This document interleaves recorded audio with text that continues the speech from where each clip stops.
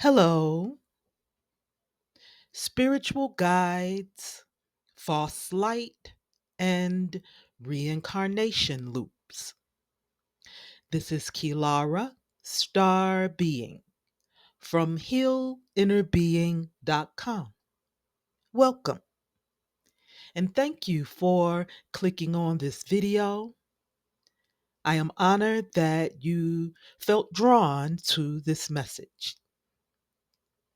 These topics came to my attention several months ago as I saw a video on YouTube about a person recounting her experiences after a death experience. She stated that a spiritual guide pushed her back to earth. Most people still don't believe in reincarnation. Even people who get tarot readings, which is really funny to me, but nevertheless, the confusion behind what actually characterizes our spiritual guide, I feel needs to be clarified a bit. I really felt it was important to speak on these topics because sometimes people's experiences come at a price for others, causing confusion or misunderstanding. Whenever listening to spiritual people, including me, take it all with a grain of salt. Meditate on all points of spiritual teaching and allow your inner knowing to be your truth. In this message, I want to discuss connecting with spirit guides, angels, and ancestors. I want to briefly talk about your sovereign rights as well as your ability to know when a message is coming from your spiritual team or from false light imposters attempting to create an illusion to place you in a soul trap. I write a blog on Medium and I posted on this topic several times.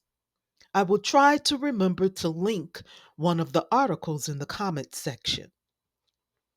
It's important to understand there is a lot of matrix illusions in the New Age community, as well as the woke or spiritual community, which is why I teach clients how to become their own spiritual leader.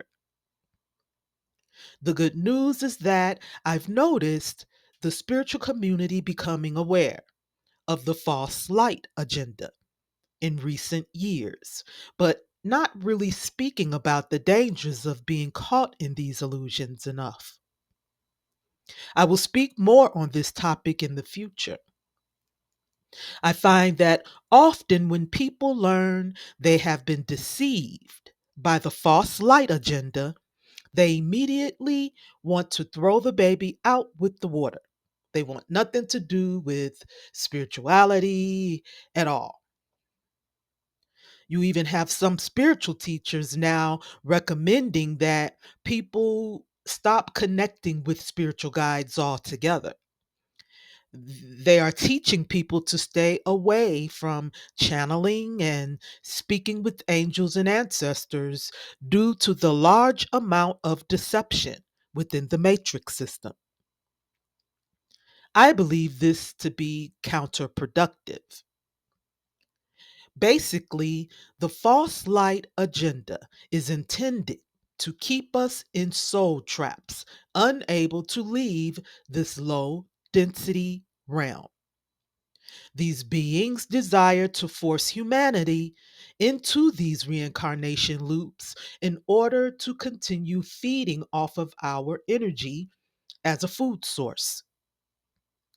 The problem with not communicating with your galactic team is that we risk not receiving the necessary guidance and information needed to end the reincarnation loop. We must remember that the Most High God sent us here, particularly if you identify as a star seed or a chosen one or an indigo. It doesn't matter how long we've been caught up in the reincarnation loop. We must reconnect to the initial reason we incarnated in the first place. Many answers lie within our ability to connect to our higher consciousness and our galactic team to complete the work and hopefully support the release of Earth's collective consciousness from these soul traps and soul imprisonment. The key is to master higher consciousness, not avoid evolution out of fear of deception. For example, a year or so ago, I found myself in conversations with a being or beings who appeared to me as one of my ancestors. In fact, it happened several different times for a little while, with what felt like different beings each time.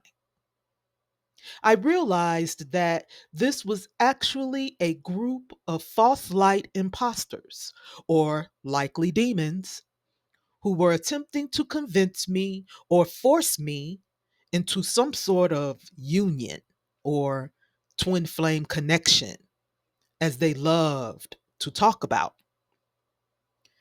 Don't get me wrong, it's not that I don't believe in divine unions, I do, but they were attempting to put me in a karmic union in order to keep me in the karmic cycles. The energy was very forceful and very manipulative. That was the first red flag. Secondly, I knew in my heart that I was not ready for any kind of union, as I was still going through my own shadow work healing. Eventually, I recognized the pressure I was feeling as coercion. Coercion is the practice of persuading someone to do something by using force or threats. This is not how my guides communicate with me. My true spiritual guides respect my sovereignty. They love and adore me deeply. So I stood firm and I spoke my truth, unwavering. They immediately disappeared from my consciousness, realizing they had been exposed. As someone who knows who I am and why I am here, I refuse to be told who to be or that I'm supposed to walk a path that does not resonate with me.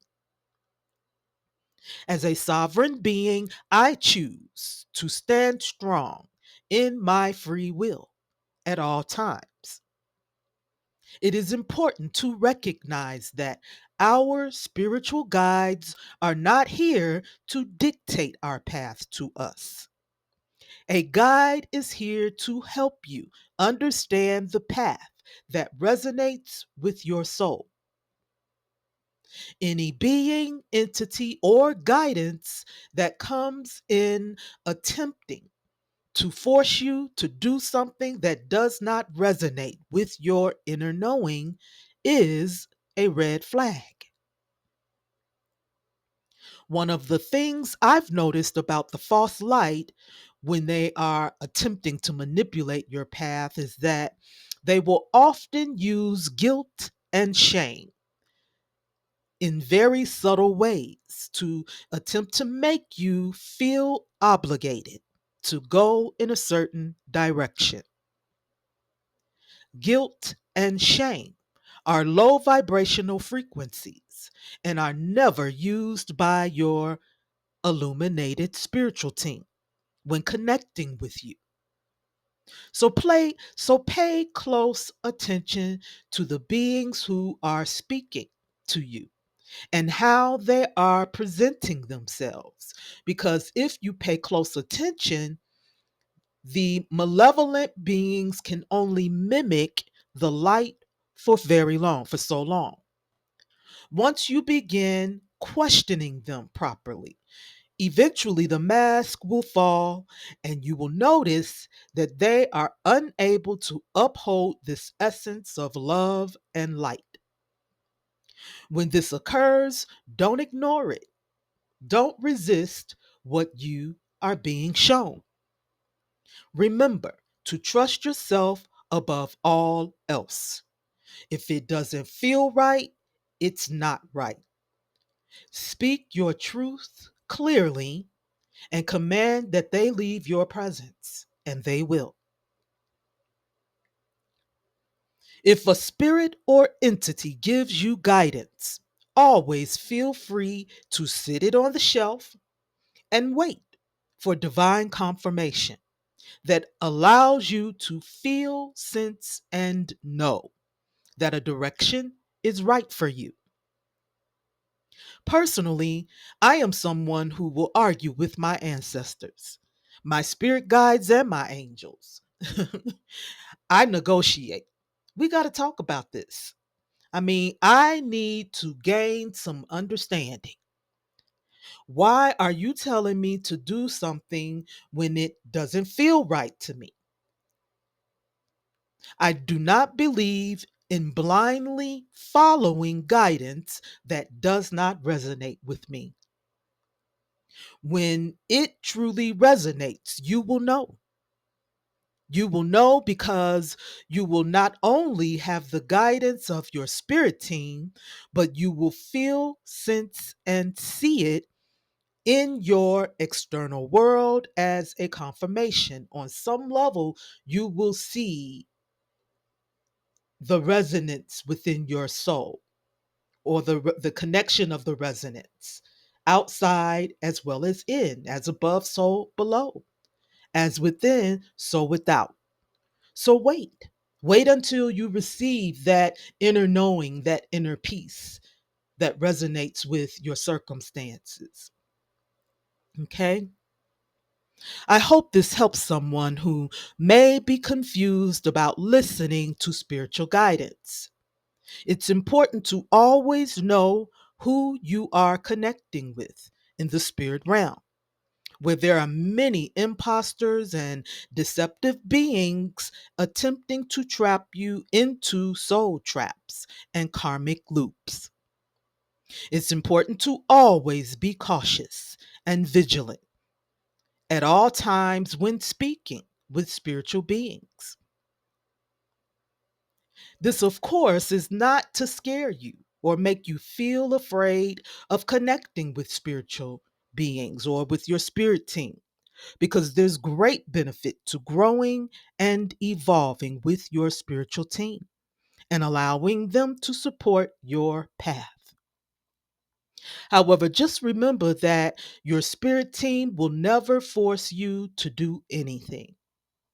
They will guide you, they will alert you, but in a loving way, not with force, guilt, or shame. They do not relate to you in that way because this is your life path and your sovereign right to choose how to live it.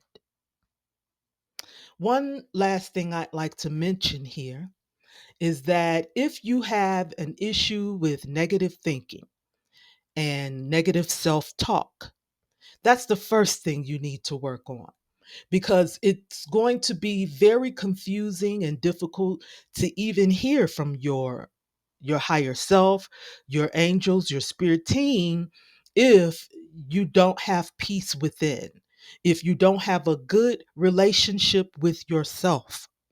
Then that's where you need to first begin your healing and transformation. All right.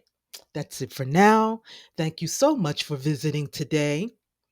If you vibe with my frequency, if you resonate with my message, I welcome you to like, share, and subscribe.